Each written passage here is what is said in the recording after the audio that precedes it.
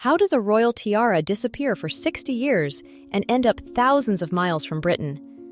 Why would a queen dismantle a wedding gift that had once belonged to Queen Victoria? And how did some of Cartier's most famous creations survive, while others quietly vanished into private hands? Today, nearly 400 Cartier masterpieces have been reunited at the National Gallery of Victoria in Melbourne. But behind the diamonds and pearls lies something I find even more fascinating: stories of ambition, family tensions, unexpected sales, and jewels that seem to disappear forever. And if you stay with me until the end, we will uncover the remarkable fate of Queen Mary's missing tiara. For decades, no one knew where it had gone. Some believed it had been dismantled. Others assumed it was locked away forever. The truth turned out to be far more surprising. But first, let us meet a queen whose idea of preserving a family treasure was rather different from what we might expect today. Before we begin, please support my channel by clicking on the like and subscribe buttons. Thank you. Let's start with a piece that defies every expectation you might have about a historic heirloom. In 1885, when Princess Beatrice married Prince Henry of Battenberg, she received a spectacular treasure trove of wedding gifts. The most valuable, naturally, came from her mother, Queen Victoria. Alongside a diamond and ruby parure, Queen Victoria gave her youngest daughter a suite of jewels: a necklace, earrings, and a brooch, set with brilliant diamonds and delicate pink conked pearls. In 1906, Princess Beatrice passed this very suite down to her own daughter, Princess Victoria Eugenie, known as Ina, when she married King Alfonso XIII of Spain. You would naturally think that a wedding gift with such direct ties to Queen Victoria would be treated as an untouchable relic. But Queen Ina had an entirely different vision. Queen Ina was a thoroughly modern woman, and we actually have a rather fascinating record of her intentions in her own handwriting. In a 1909 inventory, written in English, the Queen carefully listed her collection, describing a small diamond necklace with 10 pink pearl drops and a pair of large pink pearl earrings. But if you look closely at that handwritten list, you will notice something quite telling. At some point, she marked the necklace and the earrings with a definitive X. By the 1920s, she had commissioned Maison Cartier to completely dismantle these historic pieces. She took the rare conch pearls from her grandmother's Victorian wedding gift and had them reworked into a wholly new, highly articulated bracelet. I personally love the sophisticated design that emerged from this bold decision. Cartier crafted a flexible band of diamond vines that appears to burgeon with conch pearl fruits. It echoes the famous tutti frutti jewels Cartier was creating during that period, but relies solely on those soft pink tones. To add depth, Cartier used subtle touches of black enamel at the base of each pearl, creating a gentle sense of shadow. The principal gems are arranged asymmetrically, giving the bracelet a wonderful, dynamic tension. It was an incredibly brave move to dismantle such a significant family heirloom, but the result is undeniably one of Cartier's most distinctive creations of the interwar years. And while Queen Ina was bold enough to take apart her grandmother's wedding gift for the sake of modern elegance, she was certainly not the only one willing to sacrifice older pieces for a fresh design. In 1940, another high-profile woman found herself completely deconstructing her own jewelry box to create a single, spectacular statement. If you walk through the Cartier exhibition, it is absolutely impossible to miss the Duchess of Windsor's flamingo brooch. Created in 1940 by the brilliant designer Peter Le Marchand and Cartier's legendary director of fine jewelry, Jean Toussaint, it is a true marvel of the era. The bird is captured in a characteristic resting pose, with its plumage made of calibre-cut emeralds, rubies, and sapphires. But instead of laying flat, the stones are curved and raised, giving the feathers a wonderful three-dimensional volume. The Duke of Windsor was actually heavily involved in the design process, and he insisted on a very specific, practical detail. He requested that the flamingo's long diamond leg be hinged, ensuring that if Wallace bent down, the rigid platinum wouldn't dig uncomfortably into her chest. But to bring this beautiful bird to life, the Duchess had to make quite a sacrifice. She handed over an entire necklace and 4 of her own bracelets, just so the Cartier craftsman could extract the stones. Exactly 42 rubies, 42 sapphires, 42 emeralds, and 102 diamonds were unmounted and repurposed to craft this single piece. The flamingo brooch made its very first public appearance at the Ritz Hotel in Madrid in June 1940, on the Duke's 46th birthday. It was a deeply turbulent time, as the couple had just fled occupied Paris. A few months later, they arrived in the Bahamas, where the Duke was appointed Governor-General for the duration of the Second World War. Wallis made a point to wear the flamingo right upon their arrival, and she frequently pinned it to her dresses on their trips to Miami. It feels like such a fitting, almost deliberate choice for her new tropical reality. This bright, exotic bird offered a stark, colorful contrast to the anxiety of the war years, and it serves as a rather poignant symbol of their isolated island life, far removed from the formal constraints of the British court. Interestingly, while she wore the brooch constantly during those war years, it rarely made a public appearance in the decades that followed. Like many of the Duchess's famous jewels, the flamingo story took a major turn after her death in 1986. Her entire magnificent collection was put up for a landmark auction at Sotheby's the following year. In a rather beautiful final gesture, the proceeds from that legendary sale were donated to the Pasteur Institute in Paris to fund medical research. But the flamingo's flight didn't end there. Jump forward to 2011, and the brooch surfaced at auction in London once again. This time, it fetched a staggering £1,721,250, far exceeding its estimate. It was acquired by the Cartier collection, which is why we are lucky enough to see it sparkling under the museum lights today. Some redesigns are born out of shifting circumstances, but others happen simply because the owner's personality demands it. Let's pause for a moment and just look at this next piece. When you see such an unusual, striking design, where a delicate, classic diamond base is suddenly crowned with bright, opaque, carved turquoise leaves, what kind of woman comes to mind? Would you guess she was a quiet, traditional aristocrat? Probably not. It takes a very specific kind of confidence to wear something that breaks all the conventional rules of high society jewelry. You would expect an extraordinary, unapologetic personality, wouldn't you? And you would be absolutely right. This tiara belonged to Nancy Astor, the Viscountess Astor, a woman of fierce contradictions. As the very first female member of Parliament to take her seat in the British House of Commons, she was known for her strict political views and sharp, uncompromising tongue. Yet, when it came to her jewelry box, this hardline politician had an absolute weakness for the most exotic, lavish Eastern designs imaginable. The story of this piece actually begins around 1915, when it was crafted as a classic diamond scroll bandeau by Boucheron. Years later, it found its way into the Cartier archives, where the Maison's designers decided to give it a radical, modern update. In 1930, Cartier's English Artworks Workshop transformed the antique bandeau by adding striking carved turquoise plumes and leaves. Drawing heavily on Egyptian, Persian, and Indian motifs, they turned a standard European tiara into a vibrant fusion of East and West. When this bold, newly finished tiara was presented in late 1930, Lord Astor immediately purchased it for his wife. And honestly, he couldn't have picked a more fitting piece.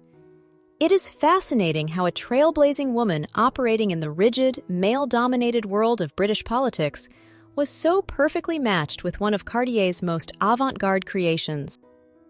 She proudly debuted this magnificent piece at the London premiere of Charlie Chaplin's film City Lights in 1931. Seated in the theater balcony right beside Chaplin and playwright George Bernard Shaw, the turquoise tiara perched perfectly atop her signature fingerwave hairstyle. Unlike the Duchess of Windsor's collection, which was immediately auctioned off, Nancy Astor's Cartier turquoise tiara remained safely within her family for generations, passing down to the descendants of her youngest son, Sir Jakey Astor. It was completely hidden from public view until very recently, when it finally emerged for a Bonhams auction in the summer of 2025, with an estimate of up to £350,000. And wonderfully, visitors to the Cartier exhibition in Melbourne now have the rare chance to see this remarkable design with their own eyes. Sometimes, a historic masterpiece becomes a silent weapon in a bitter feud between a mother-in-law and her very famous daughter-in-law. If you look closely at the display, on loan from the princely family of Monaco, you will find this stunning Cartier pearl drop tiara. Crafted from diamonds, gold, and platinum, it features large pearl drops. It was originally a wedding gift to Princess Charlotte of Monaco in 1920. She famously wore it to the glittering opera gala held on the eve of the 1956 wedding of her son, Prince Rainier, to the Hollywood star Grace Kelly. You might assume that such a magnificent dynastic piece would naturally be passed down to the radiant new Princess of Monaco. But there was a catch. Princess Charlotte was famously not a fan of her new daughter-in-law. She made her feelings quite clear by refusing to pass on a single piece of her jewelry to Grace, leaving the new princess to build her own collection completely from scratch. There is a rather fascinating, slightly awkward detail tied to this family tension. Shortly after her marriage, Princess Grace posed for a painted portrait, and the artist depicted her wearing this exact Cartier tiara. It was clearly painted with the full, confident expectation that Grace would eventually inherit and wear the iconic family heirloom. But she never did. Princess Charlotte held firmly onto the tiara until her death in 1977. Grace never got the chance to wear those trembling pearls in real life. Today, it is Princess Caroline who proudly wears her grandmother's tiara, and it is a rare treat to see it travel all the way from the Palais Princier to Melbourne. Let's take a look at one of the most recognizable examples of Cartier's garland style, and a piece that proves how delicate the passing of a family heirloom can be. Created in 1910 and purchased by Queen Elizabeth of Belgium in 1912, this platinum and diamond bandeau tiara is an absolute masterpiece. It features delicate scrolls and foliates, all centered around a magnificent cushion-shaped diamond weighing 5.84 carats. Queen Elizabeth, who was born a Bavarian duchess, truly made this piece her signature tiara. She had a wonderful, avant-garde sense of style, often wearing the tiara fastened over a fabric band, resting low across her forehead in the height of 1920s fashion. It was a look that perfectly framed her face, and she chose it for some of the most significant royal gatherings, including the religious wedding of her son to Princess Astrid of Sweden in 1926. Unlike many royals who retire their grandest jewels as the years pass, Elizabeth kept this tiara close to her heart. She continued to wear it decades later, even attending the wedding ball of her grandson, King Baudouin, in 1960. It is so touching to see how this one jewel accompanied her through a lifetime of changing eras, remaining her favorite even long into her widowhood. But when a piece is so deeply associated with one beloved queen, its next chapter is always heavily scrutinized. Following Elizabeth's death in 1965, the Cartier bandeau was inherited by her eldest son, former King Leopold III, who had abdicated the throne years earlier. The tiara eventually found its way to his second wife, Lillian, the Princess of Rethie. Lillian was the only other person ever seen publicly wearing her mother-in-law's signature diadem, notably stepping out in it at a high-profile wedding ball in the 1960s. Lillian, however, was a rather controversial figure with a complicated relationship with the Belgian public. And a decision she made in 1987, 4 years after her husband's death, certainly didn't help to mend any bridges with the royal court. Without any public announcement, Princess Lillian quietly sold the bandeau tiara right back to Cartier. The sale immediately sparked a storm of rumors, with many reports claiming that she had completely bypassed the reigning monarchs, King Baudouin and Queen Fabiola, without even giving them the courtesy of a consultation or the chance to purchase it back for the royal collection. Strictly speaking, Leopold had left the tiara to his wife, so it was legally her personal property to dispose of exactly as she wished. Still, from a purely human perspective, it is entirely understandable why the Belgian royal family would feel deeply stung by the loss of such an iconic piece of their history. The Belgian royal jewel collection is relatively modest compared to their Dutch or Luxembourgish neighbors, and losing Queen Elizabeth's signature diadem must have been a bitter pill to swallow. Fortunately, the tiara has been safe in the Cartier collection ever since, which is why we are able to admire it here in Melbourne today. But if the Belgian tiara slipped out of the family quietly and in secret, our next jewel made its exit on a highly publicized stage, right in front of the entire world. Sometimes the decision to part with a family treasure isn't a choice at all. Sometimes, an aristocratic family holds on to their heritage as tightly as they can, only to have it forcibly taken by the reality of staggering debts and the taxman. Right at the beginning of the exhibition, you are greeted by one of the most spectacular pieces in the entire Cartier collection, the Manchester tiara. Created in Paris in 1903, it is an absolute triumph of the Belle Époque. It was commissioned by Consuelo Iznaga, the Dowager Duchess of Manchester. She was a Cuban-American heiress, one of the original, fabulously wealthy dollar princesses who married into the British aristocracy. To create this diadem, Consuelo personally supplied Cartier with over 1,000 brilliant cut diamonds and more than 400 rose-cut diamonds. The design is breathtaking, featuring graduated flaming hearts inspired by the 18th century ironwork of Versailles. And if you look closely at the ends of the tiara, you will notice delicate scrolls shaped into the letter C, a subtle, permanent nod to Consuelo's own name. After her death, the tiara was worn by her daughter-in-law, Helena, who paired it with an equally massive Cartier choker for the 1911 coronation of King George V. Looking at those grand coronation portraits, it is hard to imagine that a family with such overwhelming Gilded Age wealth could ever lose it all. But over the 20th century, the Dukes of Manchester suffered a steep and rather scandalous financial decline. They were forced to sell off their grand family seats, including Kimbolton Castle in England and Tandragee Castle in Ireland. The family's fortunes became so disastrous that both the 12th and 13th Dukes actually served time in prison for charges including fraud and bigamy. Yet, through all the bankruptcies and public scandals, the family miraculously managed to hold on to the Cartier tiara. It was their last great anchor to a golden past. Ultimately, however, it wasn't a private sale that claimed the jewel. Following the death of the 12th Duke, the inheritance death duties were so insurmountable that the family jewels had to be surrendered. In 2007, the British government officially accepted the Manchester tiara in lieu of inheritance tax, allocating it to the Victoria and Albert Museum. But Cartier's history isn't just about queens and duchesses bound by strict palace protocols. At the turn of the 20th century, the Maison was also dressing a completely different kind of royalty. Women who wore their diamonds under the blinding lights of the theatrical stage. I am talking about the undisputed queen of the operatic stage, the Australian prima donna, Dame Nellie Melba. Born to a working-class family, she became a global sensation, essentially the Beyoncé of the Belle Époque. She was one of Pierre Cartier's favorite clients, and she had a true passion for the Maison's delicate, lace-like garland style. At the height of her fame, when she had her own dressing room at Covent Garden in London, Pierre would regularly send his young assistant down to the opera house, bearing spectacular jewels for her to wear during her performances. But there was a very specific, diva-worthy rule. Before the platinum and diamonds could even touch Nellie's sensitive skin, the assistant actually had to warm the jewels so the cold metal wouldn't shock her before she went on stage. And she certainly knew how to put on a show. Nellie adored her collection and wore her pieces constantly, both in private life and in front of thousands of fans.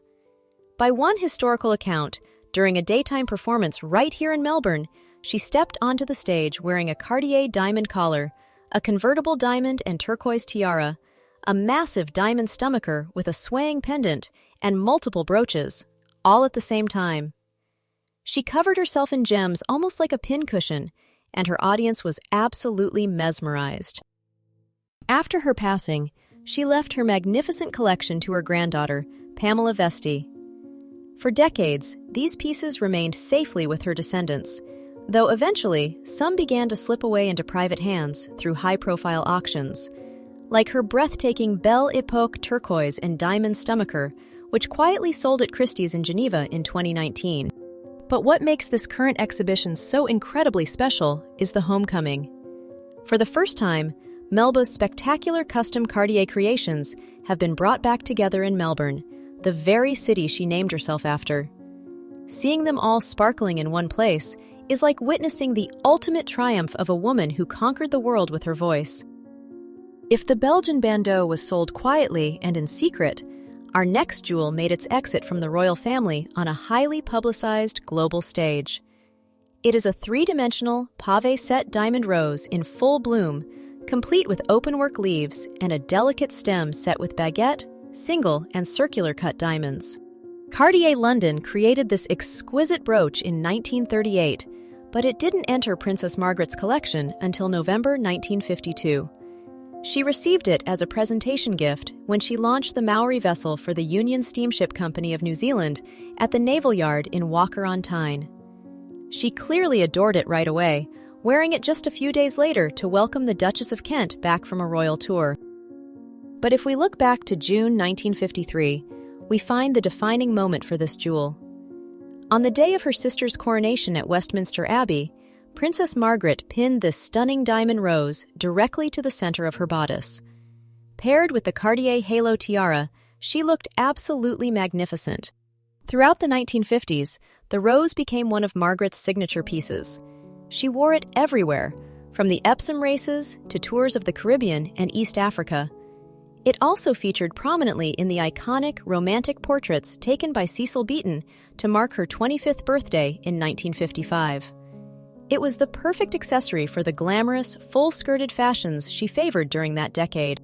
Yet, for a jewel that witnessed the very dawn of the new Elizabethan era in all its glittering glory, it was surprisingly quick to fade into the shadows.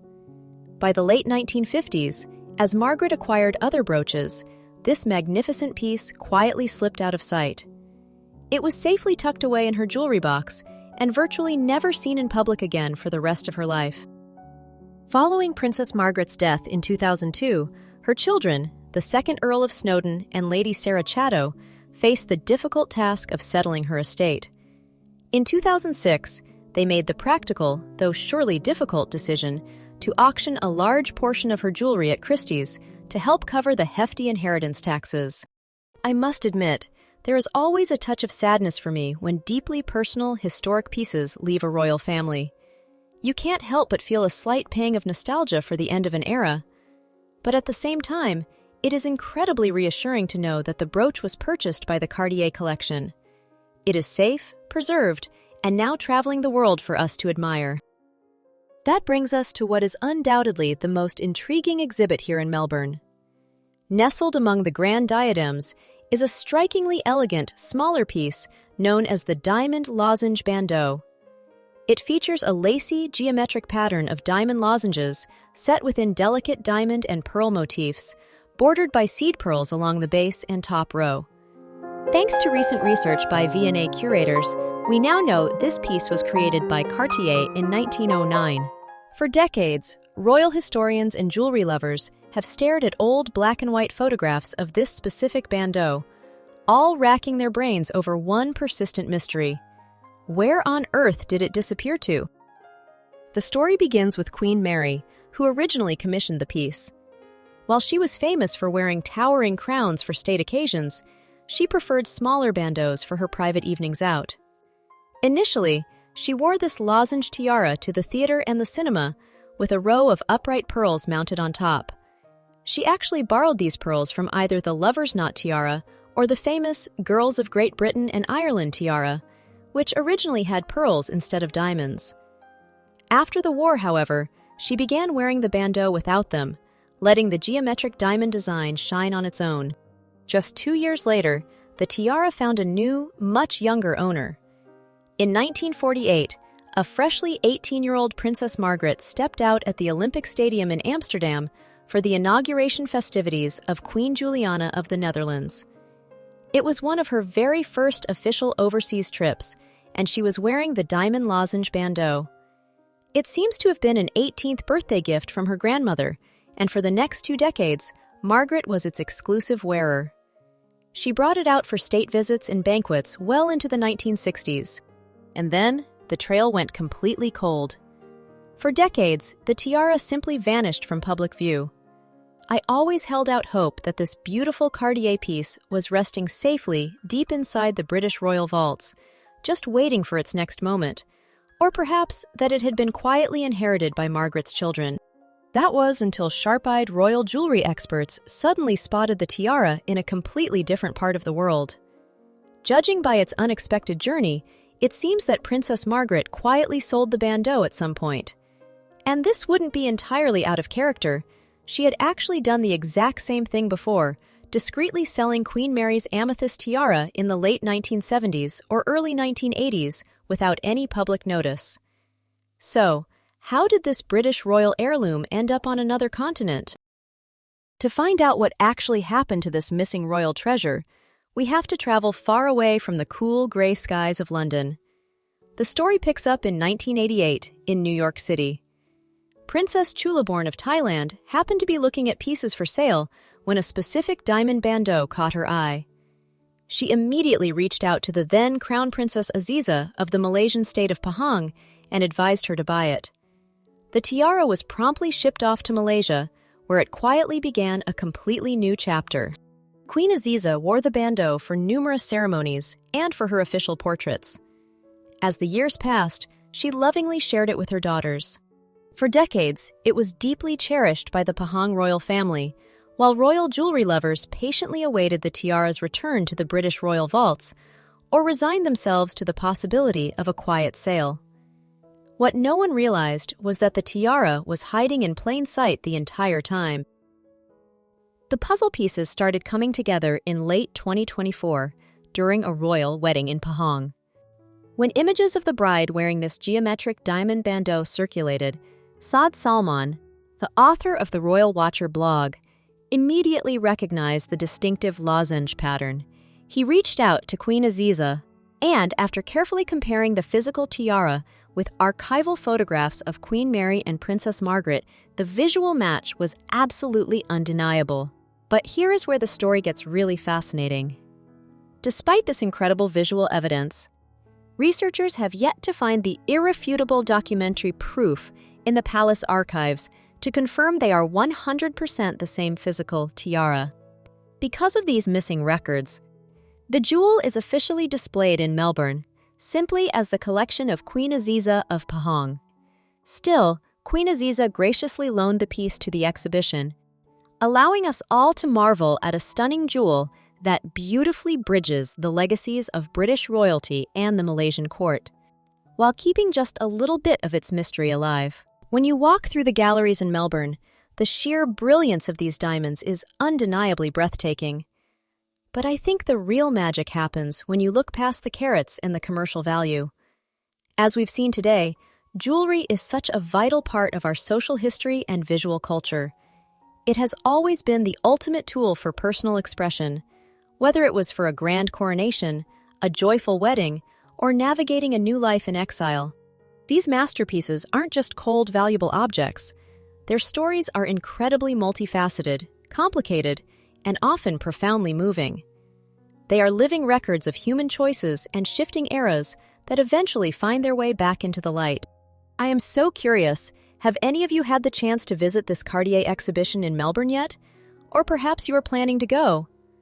I would absolutely love to hear your impressions in the comments. Also, there are still so many extraordinary pieces on display that we didn't have time to cover today. Let me know if you would like me to make a part 2, and I would be happy to share more of their stories with you. If you enjoyed our journey today, please give this video a like and subscribe to the channel. Thank you so much for watching and for spending this time with me. Because in the end, jewels may be silent, but their stories are not. And they won't be as long as we keep telling them.